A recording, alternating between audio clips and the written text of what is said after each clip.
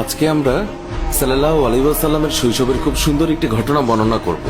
হযরত হালিমা রাদিয়াল্লাহু তাআলা ছিলেন হযরত মুহাম্মদ সাল্লাল্লাহু আলাইহি ওয়াসাল্লামের দুধমা। হালিমা রাদিয়াল্লাহু তাআলা বলেন, যেদিন থেকে মুহাম্মদ আমার জীবনে আসে তখন থেকে আমার জীবন বরকতে ভরে যায়। তিনি এতই বরকতময় ছিলেন যে তার নামও রেখেছিলাম বরকতময়। হালিমা রাদিয়াল্লাহু তাআলা বলেন, একবার খরা হয়েছিল, জীবজন্তুরা না খেয়ে মারা যাচ্ছিল, কিন্তু আমার বাচ্চারা যেখানে ছাগল নিয়ে যেত সেই ছাগলগুলো ভরপেট খেয়ে আসতো।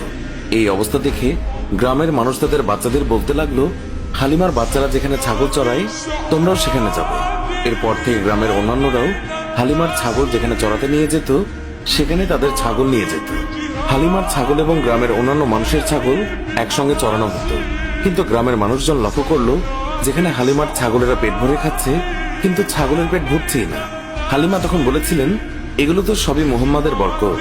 তিনি আরো বলেছেন, যখন কারো ছাগল অসুস্থ হয়ে পড়ত তখন গ্রামের মানুষ তাদের ছাগল নিয়ে আমাদের ঘরে চলে আসতো, আর তখন মুহাম্মাদের হাতের স্পর্শ ছাগলের গায়ে বুলিয়ে নিত এবং সঙ্গে সঙ্গে ছাগল সুস্থ হয়ে যেত।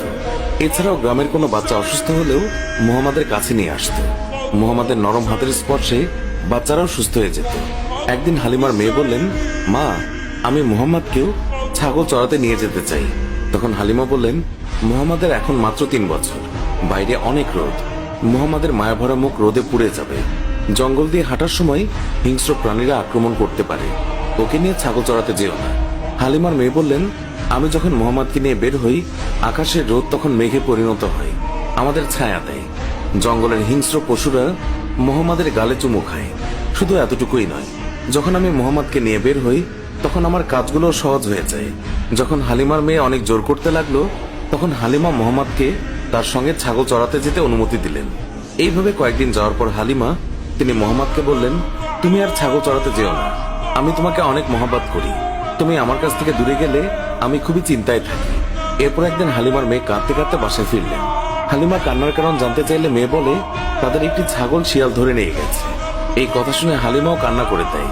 শিশু মুহাম্মদ তখন মায়ের চোখে পানি দেখে সে বলে, আমি এক্ষুনি তোমার ছাগল শিয়ালের কাছ থেকে এনে দেব। মা হালিমা তাকে যেতে না বলে, কিন্তু মুহাম্মদ রাসূলুল্লাহ সাল্লাল্লাহু আলাইহি ওয়াসাল্লাম তার কোমল মনে মায়ের কান্না সহ্য হচ্ছিল না। সে জঙ্গলে যায় এবং গিয়ে সকল পশুকে ডেকে বলে, আমার মায়ের ছাগল কে নিয়েছে। এই কথা শুনে সকল জানোয়াররা সেই ছাগলকে নিয়ে দৌড়ে এসে মুহাম্মাদের পায়ের কাছে এসে সালাম দেয়। তখন মুহাম্মদ বললেন, তোমরা কি জানতে না এই ছাগল আমার মায়ের ছিল? তোমরা কেন আমার মায়ের ছাগলকে আটকে রেখেছ? আমার মা এখনো বাসায় কাঁদছে। উত্তরে সব জানোয়াররা বলল, হে নবী মুহাম্মদ, আপনি কয়েকদিন ছাগল চড়াতে এসেছিলেন, তখন আমরা আপনাকে লুকিয়ে লুকিয়ে দেখতাম, কিন্তু এখন আপনি আর আসেন না, তাই আমরা আপনাকে দেখার জন্য ছাগলটাকে আটকে রেখেছিলাম। জানোয়াররা বলতে লাগলো, আপনার জন্য আমাদের জীবন কুরবান হয়েছে, আপনাকে দেখার নিছক বাহানা ছিল এই ছাগল ধরা। আমাদের দয়ার নবীকে জঙ্গলের পশু পাখিরাও তাকে দেখার জন্য আকুল হয়ে থাকতো। সুপ্রিয় দর্শক, এই ছিল আমাদের আজকের ভিডিওটি ভালো লাগলে লাইক দিন, শেয়ার করুন, আমাদের অন্য ভিডিওগুলোও দেখুন। ভালো লাগলে এক্ষুনি সাবস্ক্রাইব করে পাশে থাকা বেল আইকনটিও প্রেস করুন, এতে করে আমাদের সব ভিডিও নোটিফিকেশন আপনার কাছে পৌঁছাবে। এখনকার মতো বিদায় নিচ্ছি, দেখা হবে নতুন